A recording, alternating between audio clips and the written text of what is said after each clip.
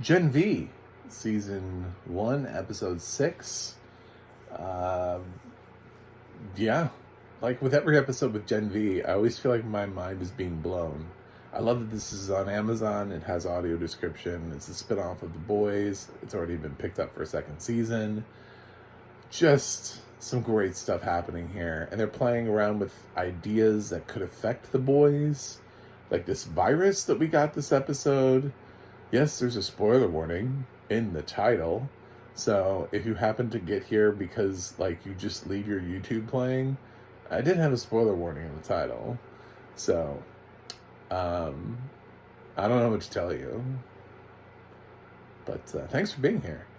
Uh so yes, there's a virus, and they've been developing it, and that's sort of what the Woods is for, is testing on, I guess, heroes that they don't really need. People with powers where they're like, there's nothing special here. We can just use this person and test on them. And lots of interesting experiments. We go inside Kate's head.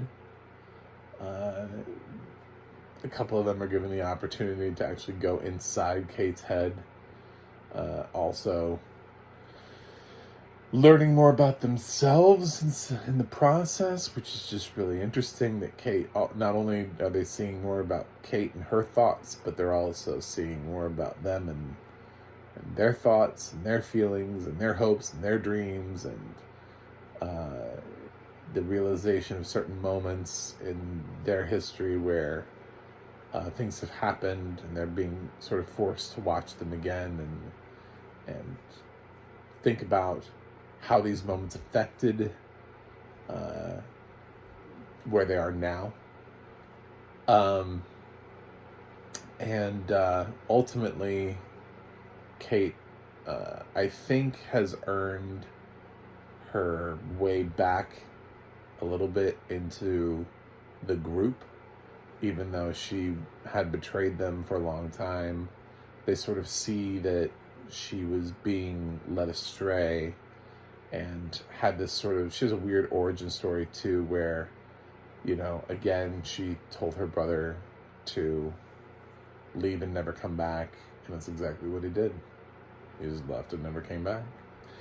So she's sort of had that level of guilt her whole life, and she came here and was given purpose, and she dated Golden Boy basically to control him. I think she actually likes Andre. The question was whether or not she ever actually liked Golden Boy, and she basically seems to be in this relationship where she's around him a lot so she can push him, and we see that Sam is being used to fuel Golden Boy. That Golden Boy got blood transfusions from his brother, and that's interesting to think of, that they thought Sam had so much power that they wanted Golden Boy to absorb it. But at the same time, now that Sam is out, how powerful is he?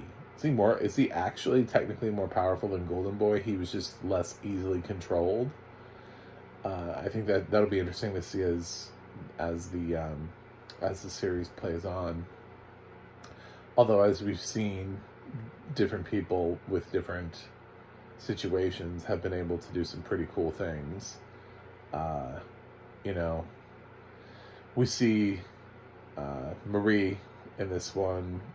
She's Kate's heart rate. She's actually trying to control the blood through the skin. This time it's not floating around in the air. She just has her hand above the heart. She's trying to control Kate's heart rate and stabilize her. So I just think that the continued use of her powers and seeing like where her powers go is really interesting. We saw her put blood back into somebody's body and bring them back to life. I think she's more than just an offensive hero. she's also really great at being a defensive one as well, in terms of being able to help people and save people and fix people by being able to put them back together a little bit. So we're just starting to explore that a little bit. Andre is your pretty standard superhero here. He's doesn't seem to be a whole lot of complexities to his power set. Jordan is still an interesting character to continue to evolve, as they were a little like Kate, where they were a little snowed over in the beginning, and now that's less so for them. So it's nice to see that sort of awakening happening. And yeah, I really enjoyed the show. I really enjoyed the set of characters. I don't know where we're headed for the finale. I'm obviously going to be a little bit behind for the finale when we get there. I know the final episode drops Friday, which, because they drop multiple episodes at the same time, means I'll be reviewing around the same time next week. I'll be reviewing episode 7, not 8. The curse of a multi-episode drop at the very beginning, but that's what we get. So, anyway, I'm going to continue to stick with Gen V for a long time. This is one of the best new shows of the year. This is one of the reasons why we have great television going on. I hate to be that guy, but I think it's as good as The Boys. I think it has a lot to say, and I think it's saying it really well. And I think the cast is engaging and interesting, and actually more sympathetic, to be totally honest, than The Boys. The Boys is having a really hard time finding characters who are not flawed anymore. It's decided to reveal that everybody has a problem, and Gen V still has characters that are sort of like optimistically, like, we know what their problems are, but we can kind of forgive them. Like, I don't blame Marie for her awakening, because, you know, she didn't even know that she had been given the drug and would be one day turning into a hero. It's even like look out for the part, to look out for her change, let alone that would be what it was. So I think that her flashback with her sister calling her a murderer was just a reflection of how she feels about herself in that moment, but I don't think it actually is representative of what she actually was feeling. So I like having heroes to actually root for. In The Boys, it's starting to get a little like, I don't know who to root for anymore, guys. You guys are all getting a little sketchy here. Everybody's kind of made choices where I'm like, I don't know, I feel like we're all operating in a gray area. Except Homelander, who's obviously not in a gray area. He's just off in his own terrible universe. But, and Soulja Boy popping up in this episode was a nice touch. Seeing Jensen Ackles be able to come back as Soulja Boy, that was great. It was a great role for him. So, like I have with every episode this season, you know where this is headed.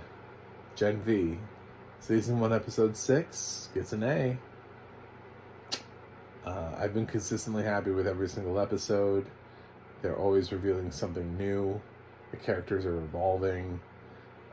But they're all still characters I want to get to know, and I feel like I'm getting little pieces, and the show has not betrayed my trust in any sort of way, and all of that is really hard to pull off, and this is really well done.